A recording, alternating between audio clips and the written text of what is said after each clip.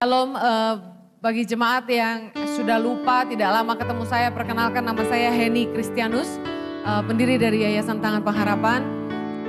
Visi dari Tuhan ini saya bagikan ke semua gereja dimanapun saya bicara, untuk membuka mata hati setiap kita, menyadari bahwa kepedulian gereja untuk bangkit menjadi eklesia, gereja yang menentukan nasib bagi kota dan bangsa, itu harus dimulai dari sekarang.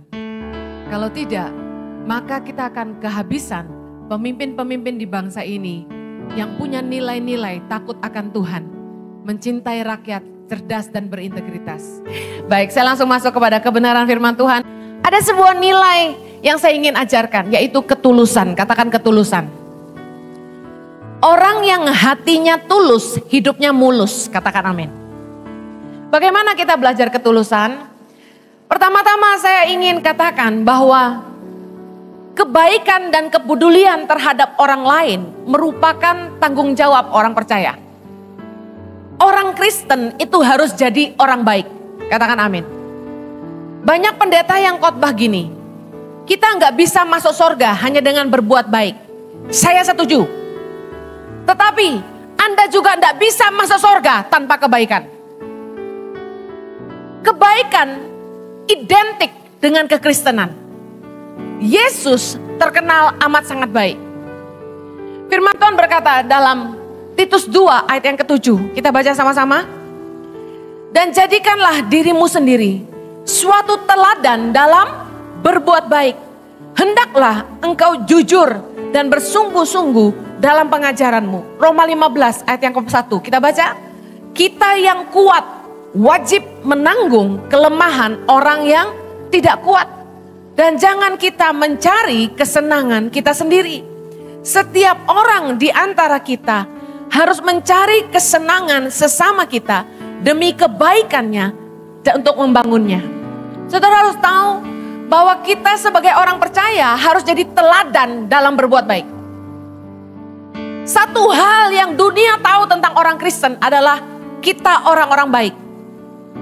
Makanya ketika ada seorang Kristen tidak baik, dunia langsung bilang begini, orang Kristen kok kayak gitu. Sound familiar? Dengar, kalau Anda tidak baik, dunia tidak bisa lihat Kristus dalam hidupmu. Katakan saya harus jadi teladan dalam berbuat baik. Tahukah Anda bahwa kebaikan bukanlah kebaikan tanpa ketulusan? Motivasi dari semua kebaikan kita kepada orang lain akan diuji oleh orang-orang yang tidak tahu berterima kasih. Saya sebut dengan bokamsia people. Orang-orang serakah yang kita tolong malah mencelakakan kita. Dia malah mau telan kita juga. Motivasi dari semua kebaikan kita akan diuji oleh orang-orang yang aji mumpung. Sudah ditolong malah gak tahu diri. Berapa banyak saudara yang pernah ngalami ketemu orang-orang seperti ini? Saya melihat tangannya. Orang-orang gak tahu terima kasih, orang-orang haji mumpung, orang-orang serakah. Dibantu malah mencelakakan kita. Dibantu malah berbuat jahat sama kita. Saya kasih tahu, berterima kasihlah kepada mereka. Karena mereka lah yang dipakai Tuhan untuk menguji ketulusan kita. Karena kebaikan bukanlah kebaikan tanpa ketulusan. Berbuat baik kepada orang yang baik sama kita, itu bukan kebaikan, itu keharusan.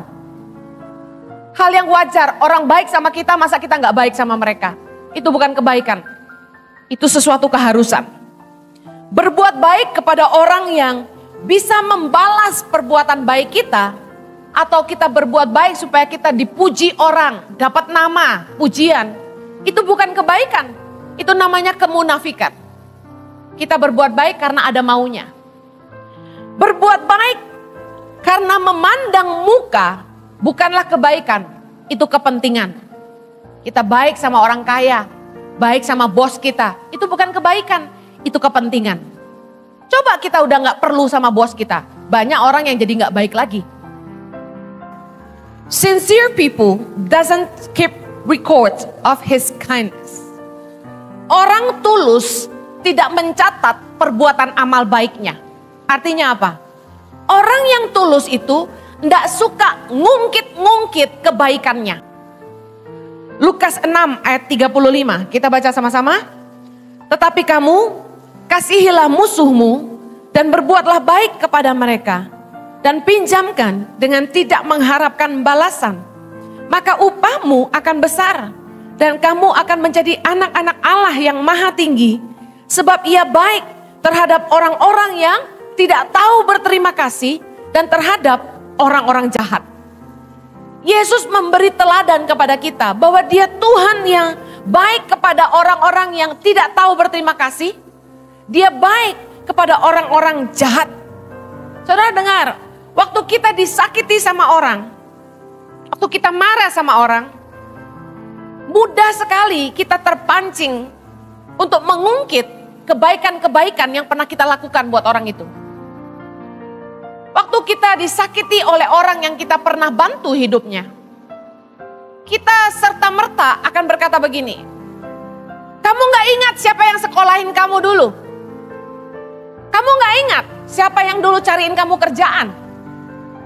Kamu gak ingat waktu kamu susah siapa yang tolong? Waktu kita disakiti sama orang yang pernah kita bantu, ketulusan kita diuji. Pada akhirnya banyak dari kita yang tidak bisa terima, kita sakit. Dan ketika kita sakit hati, kita mulai ungkit-ungkit.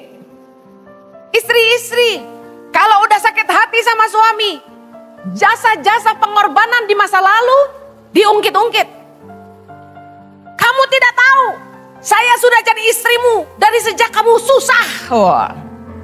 Waktu kita cuma bisa makan satu piring nasi berdua, semua diungkit-ungkit.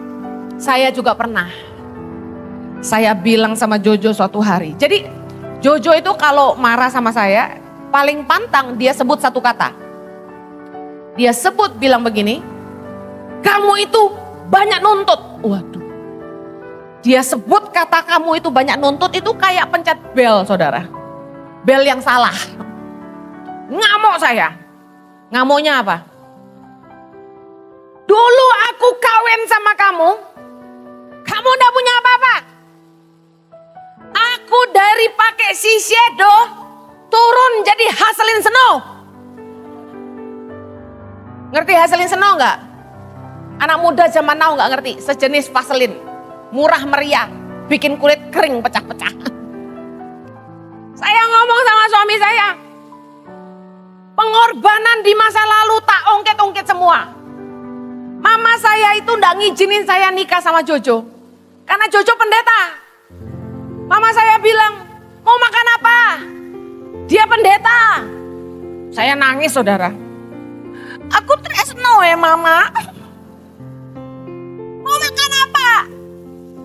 Pada akhirnya orang tua merestui. Kami baru nikah. Tapi di malam widodaren, malam terakhir sebelum kawinan besoknya, mama saya ulangi lagi. Cing, panggil saya Cing. Nama saya tuh Lim Ai Ching. Kurang Cina apa coba? Jojo, kamu yakin mau nikah sama dia? Ini widodaren, besok nikah. Dia pendeta loh. Mamahku masih meragukan. Saya masuk kamar mandi nangis, saudara. Di kamar mandi itu, saya berjanji kepada Tuhan dan kepada diri sendiri. Bahwasanya kalau suatu hari setelah menikah sama pendeta ini, saya menderita. Saya tidak akan minta-minta sama keluarga. Janji saya. Saya singkirkan semua sisyedo-sisyedo saya. Saya turunkan standar hidup saya. Hup. Saya siap menderita. Gitu bos. Perempuan zaman sekarang ora gelem diajak soro. Kene terbukti. Cintaku ora palsu. Haleluya. Tapi masalahnya begitu marah diongket-ongket. Kamu udah inget. Aku udah punya apa-apa. Kawin sama kamu. Perutku hamil besar. Masih bantu kamu kerja. Waduh, semua diungkit-ungkit. Dengar. Belajar tuluslah dalam kebaikan. Ketulusan kita diuji justru ketika kita disakiti sama orang yang pernah kita tolong. Jangan ungkit-ungkit. Orang baik tuh tidak mencatat perbuatan baiknya. Tidak meneriakkan kebaikannya. Karena kebaikan itu gaya hidup buat dia. Saking udah terbiasa berbuat baik, lali kapan nolong orang.